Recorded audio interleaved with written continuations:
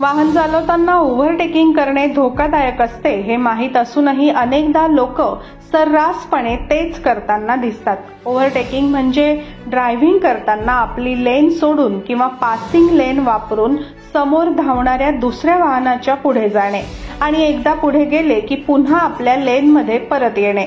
महामार्ग, रस्ते किंवा रेसिंग ट्रॅकवरही ओव्हरटेकिंग केले जाऊ शकते, परंतु ते सुरक्षितपणे करणे आणि अपघात टाळण्यासाठी रहदारी नियम आणि नियमांचे पालन करणे महत्त्वाचे असते.